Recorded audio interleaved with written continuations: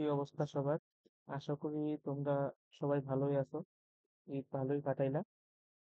তো আজকে রসায়ন দ্বিতীয় পত্রের তৃতীয় অধ্যায় পরিমাণগত রসায়নের 3টা টপিক নিয়ে আলোচনা করব। যেই 3টা টপিক থেকে প্রায় পরীক্ষায় প্রশ্ন আসে। আশা করি এবারও পরীক্ষায় তোমাদের প্রশ্ন আসবে। এই টপিকগুলো ক্লিয়ার রাখলে মোটামুটি 4 থেকে 7 মার্ক প্রশ্ন আসার মতো এই জায়গা থেকে, বা বেশিও আসতে পারে। তো যদি ক্লিয়ার রাখতে পারো, এবং টপিকগুলো খুব সোজা, এবং যদি ক্লিয়ার রাখতে পারো তাহলে আশা করি পরীক্ষায় ভালো কিছু করতে পারবে। তো আজকে এই যে টপিক গুলো নিয়ে আলোচনা করবো, প্রথমে এই যে টপিকটা, সেটা হচ্ছে পিপিএম, যেটা তোমরা জানোই, পিপিএম পিপিবি, এই টপিকটা থেকে। তারপরে আর দ্বিতীয় যে এটা আলোচনা করবো সেটা হচ্ছে যে লঘুকরণ সূত্র থেকে, লঘুকরণ সূত্র। আর 3 নম্বর যেটা আছে সেটা হচ্ছে আহ দ্রবণের প্রকৃতি প্রকৃতি কেমন হয়, যেখান থেকে প্রশ্ন প্রতিবারই থাকে, হয় ফার্স্ট পার্ট না সেকেন্ড পার্টে। দ্রবণের প্রকৃতি, বা এটার আরেকটা নাম হচ্ছে তোমার অম্লপাত বর্তমান।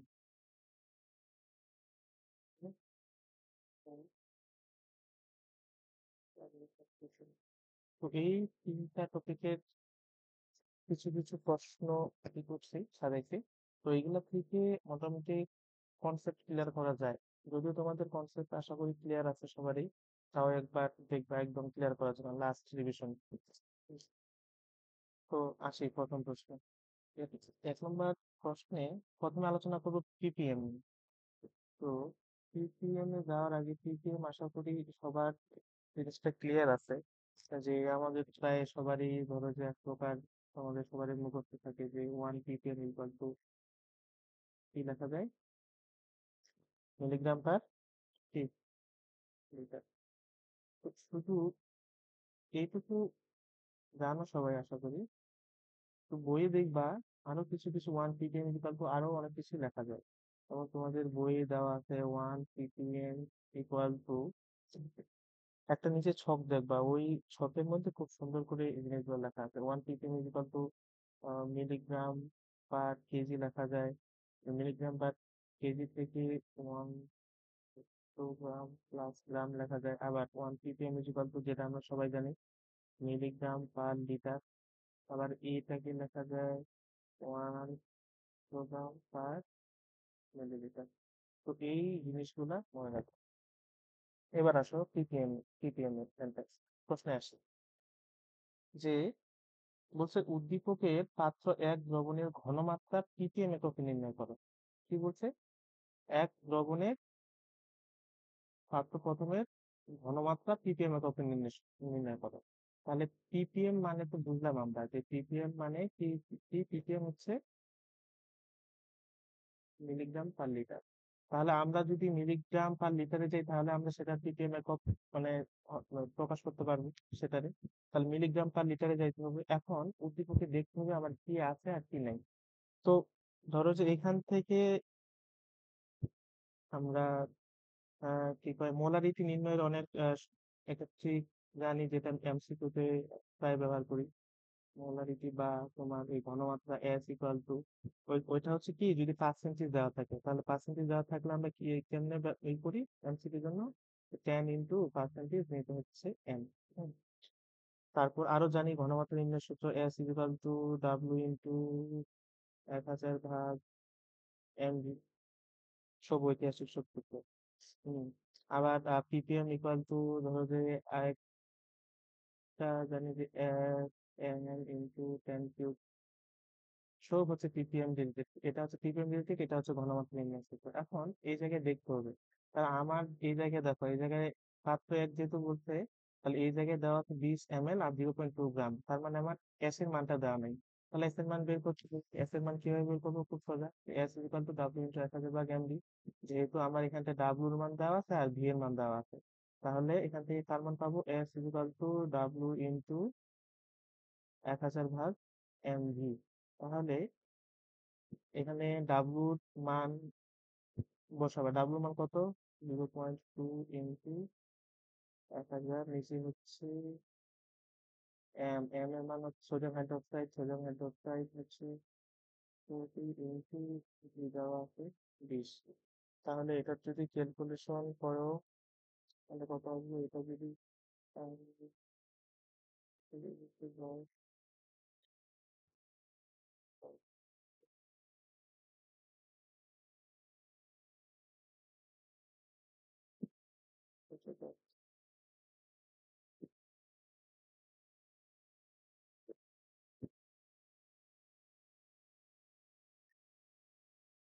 0.25 মোটামুটি ক্যালকুলেশন করে শিখবা, এডমিশনে খুব কাজে দেবে। আচ্ছা এবার দেখো তাহলে অ্যাসের যে মানটা বের হলো এটা কিসে বের হলো? এত মোলার। এখন কিছু জিনিস এই জায়গায় বুঝতে হবে, এই মোল মানে এই মোল জিনিসটাকে আবার কি লেখা যায়? 0.25 মোল পার লিটার। এটুকু তো লেখা যায়, এটুকু তো জানি, এটুকু কেমনে এটুকু তো আশা করি সবার ক্লিয়ার। এখন দেখো আমার আইসি হচ্ছে মোল পার লিটার, বুঝছো? মোল পার লিটার আমার যাইতে হবে মিলিগ্রাম পার লিটারে, মোল থেকে যাইতে হবে মিলিগ্রামে। এই জায়গায় এই ধরো যে ppm এর ক্ষেত্রে কিছু কিছু জিনিস আছে, যেমন কি তোমার কই থেকে যাইতে হয় মোল পার লিটার থেকে যাওয়ার রাস্তাটা বলি, তাহলে কই থেকে যা মোল পার লিটার থেকে গ্রাম পার লিটার, গ্রাম পার লিটার থেকে কই যাবা মিলিগ্রাম পার লিটার। তো মিলিগ্রাম পার লিটার নিয়ে আসলেই তোমার কি কয় চলে আসলো ppm। তাহলে মোল পার লিটার দেওয়া আছে, তা মোল পার লিটার কত? 0.25 মোল পার লিটার। মোল পার লিটার থেকে গ্রাম পার লিটারে কেমনে যাবো? গ্রাম সোডিয়াম হাইড্রোক্সাইডের ভর কত সেটা দিয়ে গুণ দিব, 0.25 ইন্টু 40, 0.25 যত আসবে সেটাতে আবার এই গ্রাম পার লিটারে আসলো সেটুকু। কারণ গ্রাম পার লিটার থেকে পরে কিসে যাবো? Milligram per litre. তাহলে গ্রাম থেকে মিলিগ্রামে যাইতে গেলে তাহলে গ্রাম পার, এখানটায় মানটা আসলো কত? 10। তো 10 গ্রাম পার লিটার। এখান থেকে মিলিগ্রামের দিলে কত দিব? 10 × 10³ তাহলে কি আসবে? মিলিগ্রাম আসবে। তাহলে যে মিলিগ্রাম পার লিটার আসবে সেটাই হচ্ছে উত্তর। তাহলে এটাই হচ্ছে আমার এত ppm। আশা করি বুঝতে পারছো। তো দেখবা যে কার মান দেওয়া আছে কার মান দেওয়া নাই, যেভাবে দেওয়া থাকবে সেভাবে তোমার বের করতে হবে। কথা বোঝা গেছে? আর এই যে এই জিনিসটা মনে রাখবা যে কথা থেকে কথা, তাহলে প্রথমে হচ্ছে মোল পার লিটার। মোল পার মানে এস এর মানটা যদি ঘনমাত্রার মান দেওয়া থাকে তাহলে সূত্র ব্যবহার করব, এইটুকু সূত্র ব্যবহার করেও আমার ppm বের করা যাবে। আর যদি ঘনমাত্রা দেওয়া না থাকে তাহলে ঘনমাত্রা বের করে নিব, বের করে নিয়ে আসবো কোথায়? 1 নম্বর আছে মোল পার লিটার, মোল পার লিটার থেকে যাব গ্রাম পার লিটার, গ্রাম পার লিটার থেকে যাব মিলিগ্রাম পার লিটারে, মিলিগ্রাম পার লিটার নিয়ে আসলে হচ্ছে আমার ppm চলে আসবে। আশা করি এইখানটার মধ্যে আর কোনো সমস্যা হবে না। তারপরে টুকু যেটা দিছে এটা নিজে এখন প্র্যাকটিস করো যে আসলে পারো কিনা। আচ্ছা এটুকু বলে দিই যে এখানটায় যে 4.5% W/V দেওয়া আছে, W/V, তাহলে এই W/V মানে কি? এই W/V এখানটায় পার্সেন্টেজ শতকরা ইয়াতে বোঝায় যে তোমার 100 ml এর মধ্যে 4.5 গ্রাম দ্রবীভূত, 100 ml এর মধ্যে 4.5 গ্রাম। তাহলে এখান থেকে সহজে তুমি এস এর মানটা বের করে নিতে পারবা। এস এর মান বের করলে তারপর কি কি বের করতে পারবা? ppm। তাহলে এস মানে কি? তোমার আসবে মোল পার লিটার, মোল পার লিটার থেকে কোথায় যাবা? গ্রাম পার লিটারে, গ্রাম পার লিটার থেকে কই যাবা? মিলিগ্রাম পার লিটারে, মিলিগ্রাম পার লিটারে গেলে তোমার ppm চলে আসবে। নিজে করবা এটুকু। আচ্ছা এবার আসো, ppm তো গেল, এখন আসি হচ্ছে ppb। ppb এককটা, ppb তুমি যদি ppm জিনিসটা তোমার ক্লিয়ার থাকে তাহলে এই ppb টাও বের করতে পারো। ppb মানে কি? ppb টা এবার এবার এই ppb থেকে দিতে পারে, আশা করি ppb টা ভালো করে দেখবে। তো ppb কি? 1 ppb ইকুয়াল টু, ওটা ছিল মিলিগ্রাম না? আর এই ক্ষেত্রে তোমার হবে মাইক্রোগ্রাম পার লিটার। এইটুকু শুধু ডিফারেন্স, আর কোনো ডিফারেন্স না। ওখানটায় গুণ দিছিলাম হচ্ছে ppm এ গুণ দিছিলাম হচ্ছে 10³ দিয়া, আর ppb যদি চায় তাহলে গুণ দিব 10⁶ দ্বারা। এটুকু যদি করে দিয়ে আসতে পারো ওকে, ppb বের হয়ে যাবে। তাহলে এখানটাও দেখো যে বলছে উদ্দীপকে রে পাত্রে দ্রবণের ঘনমাত্রা কি ppm, তাহলে এখানটা কত দেওয়া আছে? 4.9% সালফিউরিক অ্যাসিড দেওয়া আছে, 4.9% সালফিউরিক অ্যাসিড দেওয়া আছে। এখন যদি ওই আগের মতো কোনো ঘনমাত্রিক প্রকাশক চিহ্ন দেওয়া না থাকে, তাহলে তুমি W/V কে স্ট্যান্ডার্ড মান ধরতে পারো। তাহলে এখান থেকে কার মান বের করব? এস এর মান বের করব। এস এর মান বের করলে সেটা কিসে আসবে? সেটা আসবে মোল পার লিটারে। তাহলে মোল পার লিটার থেকে কই যাব? গ্রাম পার লিটারে। এখন গ্রাম পার লিটার থেকে আমি যদি মিলিগ্রাম পার লিটারে যাই, তাহলে তো চলে আসলো ppm, কিন্তু আমরা তো এখানটা ppm আসবো না, এখানটা আসবে ppb। তাহলে এখানটায় আমরা কত দ্বারা গুণ দিব? 10⁶ দ্বারা গুণ দিব। এটা দ্বারা গুণ দিলে আমার কিসের মানটা চলে আসবে? ppb তে চলে আসবে। বোঝা গেছে? তো এই জিনিসটা এই যে ppm ppb আসার সম্ভাবনা অনেক অনেক বেশি। তো বারবার প্র্যাকটিস করতে হবে। প্র্যাকটিস প্র্যাকটিস ছাড়া যে সম্ভব না। প্র্যাকটিস মানে খুব সহজ। যদি 3 মার্কের প্রশ্ন আসে, তুমি অল্পটুকু লেখাই যদি ক্যালকুলেশন ঠিক থাকে, ফুল মার্ক পাবা। আচ্ছা, এবার এখানটায় এইটা দেওয়ার কারণ হচ্ছে কি, তোমাকে জানতে হবে যে ডেসিমোলার কি আর সেমিমোলার কি। যদিও জানো ডেসিমোলার, সেমিমোলার, সেন্টিমোলার, এই জিনিসটা ক্লিয়ার রাখা লাগবে। এক মোলার, এই জিনিসগুলা হচ্ছে কেমন, তো পরীক্ষা অনেক সময় প্রশ্ন আসে যে বলে যে 0.5 মোলার প্রমাণ দ্রবণ ব্যাখ্যা করো। তাহলে প্রমাণ দ্রবণ ব্যাখ্যা করো কি? যে দ্রবণের ঘনমাত্রা জানা থাকে তাকে প্রমাণ দ্রবণ বলে, সেই হিসাবে ব্যাখ্যা দিবা। এখন সেটা তো না। এখন দেখো যে এখানটা যদি সেমিমোলার, এটা দিচ্ছে ডেসিমোলার। তাহলে সেমি মানে কি? সেমি মানে হচ্ছে অর্ধেক। অর্ধেক বলতে কত? হাফ। হাফ ইকুয়াল টু কত? 0.5 মোলার। আর ডেসিমোলার মানে কত? ডেসিমোলার হচ্ছে 0.1 মোলার। বলছে বি পাত্রে দ্রবণের ঘনমাত্রা, তাহলে বি পাত্র হচ্ছে এটা। ppm এককে প্রকাশ করতে বলছে। এবার দেখো যে এখানটায় আমার ppm এককে প্রকাশ করার জন্য আমার তো এস এর মানটা জানা থাকা লাগবে, অর্থাৎ ঘনমাত্রা জানা থাকা লাগবে। তো এখানটায় তো ঘনমাত্রা আমার জানা নাই, তাহলে ঘনমাত্রা আমাকে বের করতে হবে। ঘনমাত্রা দেওয়া আছে না? ঘনমাত্রা একটু দেওয়া আছে, কত? 0.5 মোলার, সেমি মোলার দেওয়া আছে, তাহলে ওকে।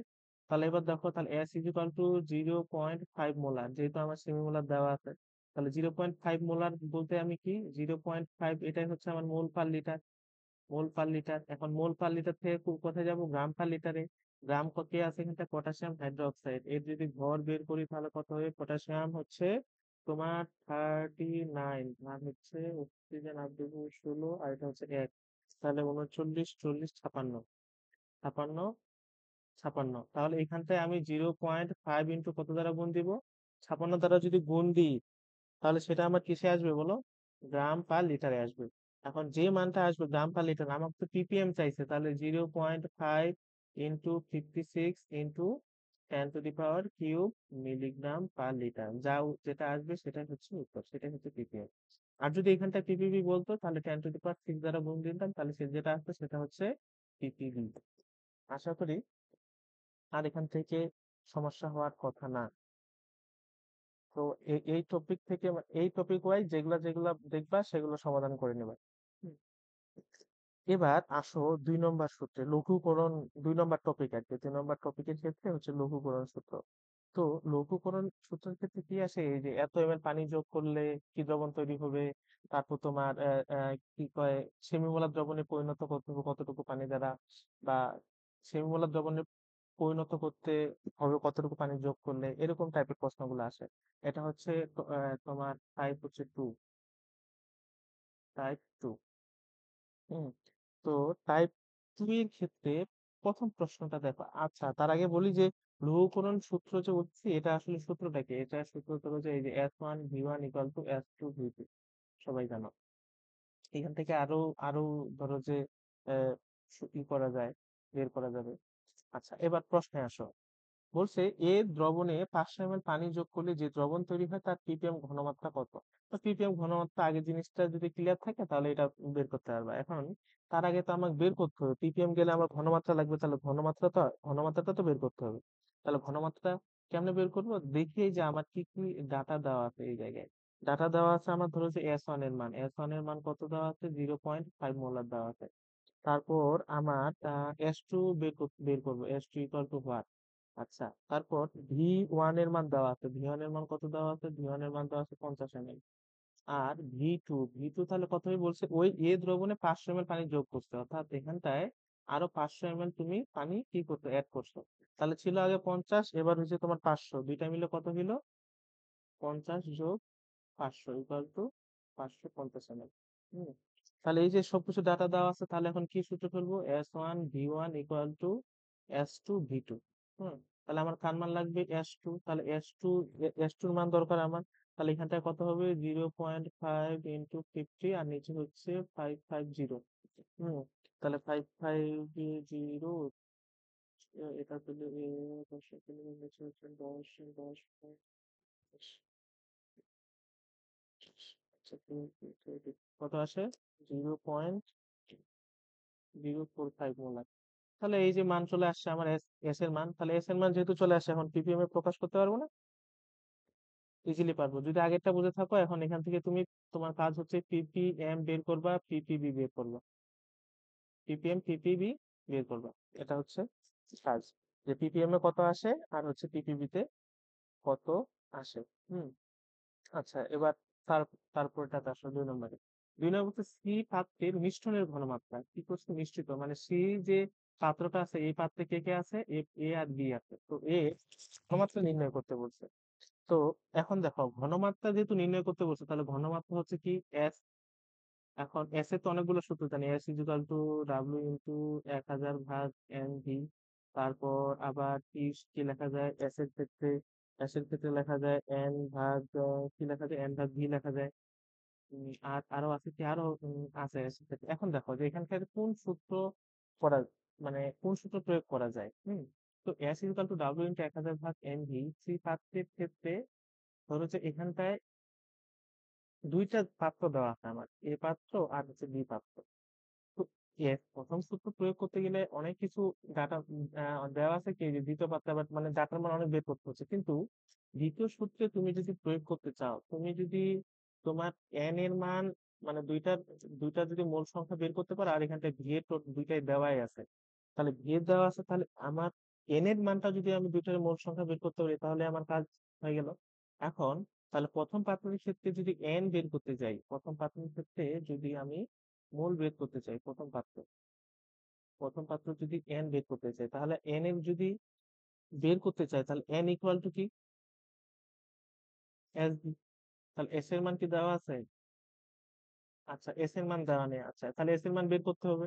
এস এর মান কেমনে বের করবো? এখানটা তো দেওয়াই আছে এস এর মান। এই যে কিছুক্ষণ আগে তোমাদের একটা বলছি যে এস এর মানের ক্ষেত্রে এভাবে যদি পার্সেন্টেজ দেওয়া থাকে, তাহলে তুমি এস সহজে বের করতে পারবা। কিভাবে বের করতে পারবা?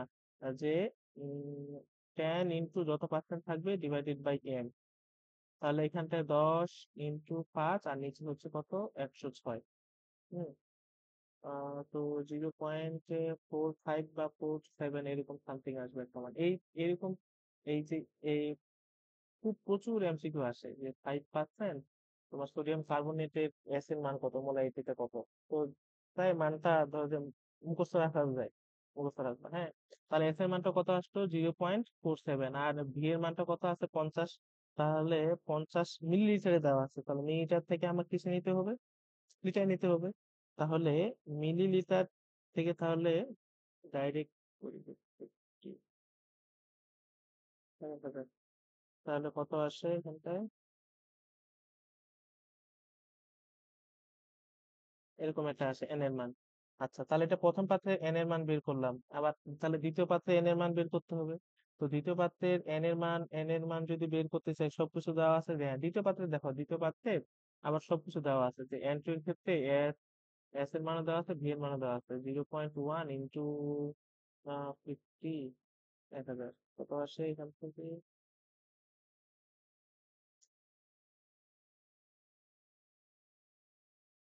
এত মোল আসে। তাহলে এখন দেখো, ঘনমাত্রা চাইছে না, মিশ্রণের ঘনমাত্রা চাইছে। তাহলে আমার এখন সূত্র কি যাবে? যে F = N/V। তাহলে এন বলতে কোনটা? এন বলতে হচ্ছে N1 যোগ N2। আর ভি বলতে কি? V1 যোগ V2। অর্থাৎ এই যে দুইটার মোল বের করলাম, সেই দুইটার মোলের যোগফল এখানটায় বসাবো, আর ভি এর এখানটায় যোগ করবো। যেহেতু মিশ্রণে করতে যেটা আসবে সেটাই হচ্ছে উত্তর। হুম। তো সেই পাত্রে মিশ্রণের ঘনমাত্রা এভাবে কি করতে হবে? বের করতে হবে। আচ্ছা, এবার তারপরের প্রশ্ন আসি। তারপরের প্রশ্নটা খুব ভালোভাবে দেখবা, এরকম প্রশ্ন প্রায় দেয় যে এ পাত্রে কতটুকু পানি যোগ করলে সেমিমোলার দ্রবণে পরিণত হবে। সেমিমোলার দিতে পারে, তোমার ডেসিমোলার, আর ডেসিমোলার দিতে পারে, সেন্টিমোলার দিতে পারে, যেই হোক, তুমি যদি কনসেপ্টটা বুঝতে পারো, মানে ক্লিয়ার থাকে, তাহলে কোনো বিষয় নেই। আচ্ছা, বলছে এই পাত্রে কতটুকু পানি যোগ করলে সেই মলা দ্রবণে পরিণত করা যাবে। তাহলে আমার এখানটায় কতটুকু পানি যোগ করলে, কতটুকু পানি যোগ করলে, যেহেতু এখানে মিলিলিটার চাইছে, তার মানে নিশ্চয়ই আমার এই জায়গায় ভির মান চাইছে, ভি ইকুয়াল টু ভার। তাহলে ভি ইকুয়াল টু ভার হলে আমার কোন সূত্র আছে, S1 V1 equal to S2 V2। হুম। তাহলে এই জায়গায় আমার কার মান বের করবো, V2 এর মান। তাহলে এই যেহেতু V1 এর মান দেওয়া আছে, তাহলে V2 এর মানের ক্ষেত্রে আমার কি হবে, S1 V1, আর নিচে থাকবে তোমার হচ্ছে S2। সবগুলোর মান কি দেওয়া আছে, এই যে দেখো, বলছে এই পাত্রে, হ্যাঁ, এস ওয়ান এর মান, এস ওয়ান এর মান কোথায়, এস ওয়ান এর মান, আচ্ছা, এস ওয়ান এর মান দেওয়া নেই, তাহলে বের করতে হবে। ভি ওয়ান এর মান দেওয়া আছে, ভি ওয়ান এর মান দেওয়া আছে। আবার S2 এর মান কোনটা, আচ্ছা, এই জায়গায় দেখা হচ্ছে S2 এর মান হবে এটুকু। বলছে এ পাত্রে কতটুকু পানি যোগ করলে তা সেমিমোলার দ্রবণে পরিণত হবে। তো সেমি মানে অর্ধেক, 0.5। এখানটা যদি বলতো ডেসিমোলারে পরিণত হবে, তাহলে হয়তো 0.1 মোলার। যেটা বলবে সেটা হবে S2 এর মান। কথা বুঝা গেছে? এবার S1 এর মান যেহেতু দেওয়া নাই, তাহলে S1 এর মান এখান থেকে বের করবো। S1 এর মান কেমনে বের করবো, আচ্ছা, 8% অক্সালিক অ্যাসিড দেওয়া আছে, এই তো। তাহলে এখান থেকে কোন সূত্র প্রয়োগ করতে পারো, ধরো 8% যেহেতু এখানটা কিছু দেওয়া নেই, তাহলে তুমি W/V ধরে নিয়েও করতে পারো, যে S equal to W into 1000, নিচে হচ্ছে MV। এখান থেকে এখান থেকে ঘনমাত্রা পাই যাবা। এখান থেকে যদি ঘনমাত্রা পাই যাও, তাহলে এই ঘনমাত্রার মানটা এখানটায় বসাবা। ভি ওয়ান এর মান হচ্ছে কত, 50। ভি ওয়ান এর মান হচ্ছে 500, আর নিচে হচ্ছে S2 এর মান কত, 0.5। তাহলে এখান থেকে যে মানটা পাবা, এখান থেকে একটা তো মান পাবা, এই মানের, এই যে মানটা আসবে ভি টু এর ক্ষেত্রে তো অবশ্যই একটা মান আসবে। সেই মান থেকে বলছে এই পাত্রে কতটুকু পানি যোগ করলে তার সেমিমোলারে পরিণত হবে। তো আগে যেটা ছিল সেটা কিন্তু তোমার সেমি মোলার ছিল, বলে সেমি মোলারে পরিণত করতে হবে। তার মানে আগে পানি ছিল কতটুকু আমার, 500 ml। এখানকার যে মানটা থাকবে অবশ্যই তাহলে বেশি আসবে সেই এখান থেকে। কারণ এখানটায় তোমার এস এর মানটা, তোমার সেমি মোলার চেয়ে বেশি বেশি আসবে। বেশি আসার ফলে তাহলে এখানে কি করবে, যে মানটা আসবে ভি টু এর যে মানটা আসবে সেটুকু থেকে তুমি এই 500 ml বিয়োগ দিবা। 500 ml বিয়োগ দিলে যেটা আসবে সেটাই হবে তোমার কি উত্তর, যে এ পাত্রে এতটুকু পানি যদি আমি এক্সট্রা যোগ করি তাহলে সেটা সেমিমোলার দ্রবণে পরিণত হবে। তা বোঝা গেছে? তো এরকম সেমিমোলার থাকুক, ডেসিমোলার থাকুক, সেন্টিমোলার থাকুক, জিনিসটা তোমার বুঝতে হবে যে কি। এরকম যদি থাকে তাহলে দেখবা কার কার মান দেওয়া আছে। আগে দেখবা যে কার কার মান দেওয়া আছে। যদি সবগুলার মান দেওয়া থাকে তো হয়ে গেল, এখানে তো S2 এর মান তো দেওয়া থাকবে। হয় সেমিমোলার বলা থাকবে, না হয় সেন্টিমোলার বলা থাকবে, যেটা মান সেটা হবে S2 এর। S1 এর মান যদি দেওয়া না থাকে, S1 এর মান বের করবে, বের করে V2 এর মান বের করবে। যে মানটা বের হবে ওইটা থেকে এখানটা যে ml টা দেওয়া থাকবে সেটা বিয়োগ দিব, তাহলে অতটুকু পানি যোগ করলে আমার সেটা সেমিমোলার, সেন্টিমোলার, ডিসিমোলার দ্রবণে পরিণত হবে। এই রিলেটেড যতগুলা ম্যাথ আছে সে সবগুলা হচ্ছে করে ফেলবা। হুম। আচ্ছা, এবার আসি হচ্ছে টাইপ 3-এ। টাইপ 3-এর ক্ষেত্রে ধরো যে খুব, এটা একটা গুরুত্বপূর্ণ টপিক। তোমাদের কেমিস্ট্রি ফার্স্ট পেপারও এরকমের প্রশ্ন আসে, আবার সেকেন্ড পেপারও আছে। যে এটা কোন টাইপ, টাইপ হচ্ছে 3। টাইপ হচ্ছে 3। যে মিশ্রণের প্রকৃতিটা কেমন হবে, মিশ্রণের প্রকৃতি, মিশ্রণের প্রকৃতি মিশ্রণের প্রকৃতি, যে অম্লীয় নাকি ক্ষারীয়, অম্লীয় নাকি ক্ষারীয়। এখান থেকে আবার পিএইচ ও নির্ণয় করতে বলতে পারে, যে মিশ্রণের যে প্রকৃতি বের করার পর তার পিএইচটা কত হবে, যে আসলে তুমি যে মিশ্রণের প্রকৃতিটা বের করলা সেটা আসলে তোমার ঠিক আছে কিনা। সেটুকু যদি যদি ঠিক থাকে তাহলে পিএইচ ও তোমার সেরকমই আসবে। আচ্ছা, এবার মিশ্রণের প্রকৃতি নির্ণয়ের ক্ষেত্রে যে জিনিসগুলা ধরো যে মনে রাখবা, সেই অনুযায়ী তাহলে সহজ হবে তোমার জন্য বোঝার জন্য, যে কেমনে বের করবা যদি মিশ্রণের প্রকৃতি চাই। বলছে উদ্দীপকের দ্রবণদ্বয়ের একত্রে মিশ্রিত করলে মিশ্রিত দ্রবণের প্রকৃতি কিরূপ হবে, ঠিক আছে। তো এখানটা আমি কয়েকটা স্টেপ লিখে দিচ্ছি, এই চেষ্টা করবো এই স্টেপ অনুযায়ী কাজগুলো করার। যে স্টেপ 1, প্রথমেই তুমি মোল সংখ্যার মান বের করবা। কার মান বের করবা, মোল সংখ্যা। মোল সংখ্যা, মোল সংখ্যা বলতে কার মান, মোল সংখ্যা বলতে এন এর মান। এন ইজ ইকুয়াল টু কি, SP। এই মোল সংখ্যার মান যে দুইটা পাত্র দেওয়া থাকবে দুইটা পাত্রের জন্য বের করবো। ধরো যে এই পি এর পাত্রের জন্য একটা, এন্ড কিউ এর জন্য একটা, এসবি। যদি এখানটায় তোমার ধরো যে এস এর মান দেওয়া না থাকে তাহলে এস এর মান বের করবা। এস এর মান বের করার পর তারপর ধরো যে এন এর মান বের করবা, আর যদি দেওয়া থাকে তাহলে তো কোনো কথা নেই। তাহলে প্রথম কথা হচ্ছে মূল সংখ্যা বের করলো। হ্যাঁ, এবার স্টেপ দুইতে তুমি কি করবা, মূল সংখ্যা বের করার পর তুমি ওখানটায় যে ধরো যে যৌগগুলো আছে, এই সালফিউরিক অ্যাসিড আর সোডিয়াম কার্বনেট যারা আছে, সেটা রিয়েকশন রিয়েকশন করে সমতাকরণ করবা। সমতাকরণ করবা, ঠিক আছে। এবার এখানটা দেখবা যে ধরো যে কার মানটা বেশি, পি পাত্রের বেশি না কিউ পাত্রের বেশি। ধরো যে যার পরিমাণটা বেশি তার মানে কি সে পাত্রে রয়ে যাবে, আর যার পরিমাণ কম সে কি শেষ হয়ে যাবে। তো যার পরিমাণ রয়ে যাবে আসলে আলটিমেটলি সেটাই হচ্ছে তোমার কি, ওই দ্রবণের প্রকৃতিটা হবে সেরকমই। তাহলে স্টেপ তিনে যাই কি করবা, ধরো যে কম্পেয়ার করবা। কম্পেয়ার করবা অর্থাৎ তুলনা দেখাবা যে কার সাথে কার তুলনা করবা রিয়েকশনের পর। আর স্টেপ করে দিবা হচ্ছে ফাইনাল ডিসিশন, যে আসলে এদের প্রকৃতিটা কেমন হবে। এখান থেকে যদি তোমার এখন পিএইচ বের করতে বলে তাহলে পিএইচ বের করবা। পিএইচ তো জানোই যে যদি pH equal to minus log hydrogen আয়নের ঘনমাত্রা, যদি তোমার দ্রবণের প্রকৃতিটা অম্লীয় হয় তাহলে তো ডাইরেক্ট বের হয়ে গেল, যদি ক্ষারীয় হয় তাহলে আবার কি কয় তোমার 14 বিয়োগ দিবা। হুম। আচ্ছা, তাহলে এটার ক্ষেত্রে দেখি যে কি আছে। তাহলে প্রথম স্টেপ হচ্ছে আমার, স্টেপ 1 নম্বরে হচ্ছে আমার মূল সংখ্যা বের করতে হবে, এই তো। এখন মূল সংখ্যার পি পাত্রের জন্য, এন পি এর জন্য হবে তাহলে কি এস পি ভি পি।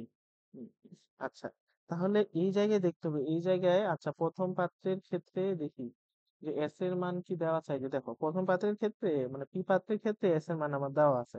তো এস এর মান যেহেতু দেওয়া আছে, ভি এর মান কই, পি পাত্রের জন্য ভি এর মানও দেওয়া আছে, তাহলে কোনো ঝামেলা নাই।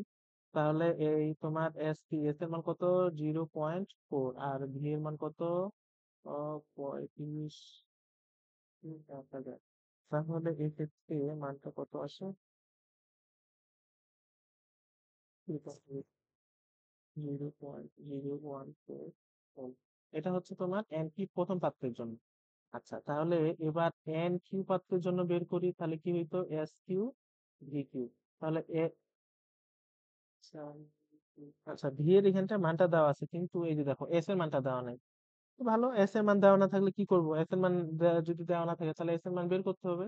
তাহলে এখানটায় কত পার্সেন্ট আছে দেখো, তাহলে এস কিউ বের করবো। এস কিউ এখানটা কত দেওয়া আছে, দেওয়া আছে 10% সোডিয়াম কার্বনেট। ওকে, তাহলে 10% সোডিয়াম কার্বনেট যেহেতু দেওয়া আছে, তাহলে এটা যদি তুমি ওই যে কিছুক্ষণ আগে বললাম না একটা তোমাদের কি কয় শর্টকাট ট্রিক, যে আসলে কেমনে বের করবা, এটা যদিও তুমি এমসিকিউর ক্ষেত্রে বেশি প্রয়োগ করবা। তো এই শর্টকাট ট্রিকটা কি ছিল, যে 10 × পার্সেন্টেজ যেটা থাকবে নিচে হচ্ছে তার ভর। তাহলে এখানটা কত, 10 × 10, আর নিচে হচ্ছে কত 106। তাহলে এখানটা কত আসবে, 0.94। এভাবে করলে করতে পারো, বা তুমি এখান থেকে আরেকটা সূত্র অ্যাপ্লাই করে করতে পারো, যে এই যে পার্সেন্টেজ যদি দেওয়া থাকে এবং কোনো কিছু বলে দেওয়া না থাকে, তাহলে তুমি ধরে নেবা ডাব্লিউ/ভি। তা ডাব্লিউ/ভি মানে কি, 100 ml এর মধ্যে কত পার্সেন্ট দ্রব, 100 ml এর মধ্যে তোমার 10 গ্রাম দ্রবদ্রবিতা আছে। তাহলে এখানটা একটা সূত্র ফেলতে পারো, ডাব্লিউ ইন্টু 1000/m। যেই পাশেই যাও এই তোমার এস মানটা এরকমই আসবে। করবো এটা। তাহলে এখানটা কত আসলো, 0.94 ইন্টু ভি এর মান কত দেওয়া আছে, 45। তাহলে 45/1000, তাহলে কত আসে, 0.000। আচ্ছা, এখন দেখো আমার এটুকু কাজ আমার শেষ। স্টেপ 1 এর কাজ শেষ, আমি দুইটারই কি বের করছি, মোট সংখ্যা বের করে ফেলছি। এখন আমার কি করতে হবে, এবার স্টেপ 2 কি বলছিলাম, যে রিয়েকশন করাইতে হবে, যে এখানটায় যেটা যেটা আছে সেটা আমার রিয়েকশন করাবো। তাহলে এখানটা কি আছে, দুইটার বিক্রিয়া কি হবে, এই জায়গায় আছে H2SO4 সোডিয়াম কার্বনেট। তাহলে এটা যদি বিক্রিয়া করাই তাহলে কি হবে, সোডিয়ামের সাথে সালফেট। আর এখানটা এইচ আছে একটা কমন, সোডিয়াম সালফেট এইচ যোগ, আর ওই পাশে থাকবে তোমার। আচ্ছা, এখন এখন দেখবা সমতাকরণ করবা, সমতাকরণ ঠিক আছে কিনা, নাইট্রোজেনটা সালফেট সালফেট এইচ হ্যাঁ ঠিক আছে। তাহলে এই জায়গায় কোনো সমস্যা নাই। হুম, যে আমার এখানটায় ওয়া যে কোনো আমার সমতাকরণ করার দরকার নেই, সবকিছু ওকে আছে। এখন আমি ওই যে মোল সংখ্যা বের করছি না, এই মোলের আমি দেখবো তুলনা কইরা উপরে আগে মোলের তুলনা করি যে কার পরিমাণটা আসলে বেশি, পি পাত্রে বেশি না কিউ পাত্রে বেশি। এখন দেখো যে পি পাত্রের তুলনায় কিউ পাত্রে তোমার মোল সংখ্যা বেশি। কথা বোঝা গেছে? সোডিয়াম কার্বনেটের মোল সংখ্যা বেশি, সালফিউরিক অ্যাসিডের মোল সংখ্যা কম। তার মানে কি এখানটায় তোমার সালফিউরিক অ্যাসিড যেহেতু মোল সংখ্যা কম আর সোডিয়াম কার্বনেটের মোল সংখ্যা বেশি, তার মানে বিক্রিয়া করার পর সালফিউরিক অ্যাসিড কি হয়ে যাবে, শেষ হয়ে যাবে। কারণ সালফিউরিক অ্যাসিড যদি শেষ হয়ে যায় তাহলে বাকি পড়ে রইবে কি, সোডিয়াম কার্বনেট। কারণ সোডিয়াম কার্বনেট কি অম্লীয় না ক্ষারীয়? সোডিয়াম কার্বনেট হচ্ছে ক্ষারীয়। তাহলে দ্রবণের প্রকৃতি কেমন হবে? ক্ষারীয় হবে। তাহলে শেষ। তাহলে এই জায়গায় তাহলে কি হয়েছে যে এক মোলের সাথে বিক্রিয়া করছে আমার কতটুকু, এক মোল সালফিউরিক অ্যাসিডের সাথে, এক মোল সালফিউরিক অ্যাসিডের সাথে আমার বিক্রিয়া করতে হচ্ছে এক মোল সোডিয়াম কার্বনেট। ওকে। তাহলে যেহেতু এখানটায় আমার সোডিয়াম কার্বনেটের মোল সংখ্যা বেশি, এখন তাহলে আমার সেটা কি থাকবে, 0.042 থেকে 0.014 মোল বিয়োগ দিব। এখন বিয়োগ দেওয়ার পর কত থাকবে, 0.028 মোল। তাহলে এই যে অবশিষ্ট পরিমাণটা রইলো, তাহলে এটাই কি, এটাই হচ্ছে দ্রবণের প্রকৃতি। তাহলে দ্রবণের প্রকৃতি হতে কি লিখবো, দ্রবণের প্রকৃতি হবে ক্ষারীয়। পারা যাবে? এইভাবে আমার কি বের করতে হবে, যে মিশ্রিত দ্রবণের প্রকৃতি কেমন হবে। খুব খুব খুব ভালো করে দেখবা এই টাইপটা, খুব বেশি গুরুত্বপূর্ণ। আচ্ছা, একটা লাস্ট কি বলছে যে বি দ্রবণে 100 ml এই দ্রবণে এসিড মিশ্রিত করলে মিশ্রণ প্রকৃতি কেমন হবে।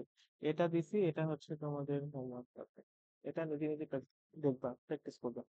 যে এখানটা ঠিক আগের মতোই। তাহলে প্রথমে কি করবা, এটার ক্ষেত্র প্রথমে হচ্ছে তোমার কি বের করবা বলছে, বি দ্রবণে বি দ্রবণে বি দ্রবণে 100 ml এই দ্রবণে এসিড মিশ্রিত করলে মিশ্রণের প্রকৃতি নির্ণয় করে। বুঝলো? তাহলে বি দ্রবণের আগে মোল সংখ্যা বের করতে হবে। বি দ্রবণে কি বের করব, মোল সংখ্যা বের করব। তারপর কার বের করব, এ দ্রবণের মোল সংখ্যা।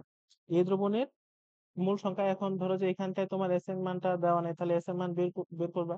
বের করার পর দুইটার রিয়েকশন দেখাবা, রিয়েকশন দেখানোর পর দেখবা যে তুলনা করে যে কার আসলে এন এর মানটা বেশি বা কম। তো যেটা আসবে সেটাই হচ্ছে কি দ্রবণের প্রকৃতি। তো এই যে তিনটা টাইপ খুব খুব বেশি ভালো করে দেখবা এই তৃতীয় অধ্যায়ের জন্য। এই তৃতীয় অধ্যায়ের জন্য এই তিনটা টাইপ খুব বেশি ভালো করে দেখবা, কারণ এখান থেকে তোমার 4 মার্ক, 4 মার্ক, ধরো যে পরীক্ষায় ধরো যে 3 মার্ক, 3 মার্কে থাকতে পারে গতে অথবা ঘতে, টোটাল এভারেজ 7 মার্ক। আশা করি এই জায়গা থেকে কমন আসতে পারে। তো যেহেতু আসবেই, সেটা ভালো করে দেখতে হবে। ঠিক আছে? তো এই অধ্যায়ের বাকি আরেকটা তোমাদের আছে যে আয়ন ইলেকট্রন পদ্ধতির সমতাকরণ। ওইটা আরেকটা ক্লাসে আশা করি এই দুইটা ক্লাসের এই দুই ভালো করে দেখো, ভালো করে প্র্যাকটিস করো। আশা করি এখানকার থেকে যে সৃজনশীল গুলো আসবে সেগুলো তোমরা পারবে। ঠিক আছে? ওকে, আজকে এই পর্যন্তই থাক। আর পরবর্তী ক্লাসটা আয়ন ইলেকট্রন পদ্ধতি সমতাকরণের উপর নিয়ে নেবে। তো ঠিক আছে, ভালো থাকো সবাই।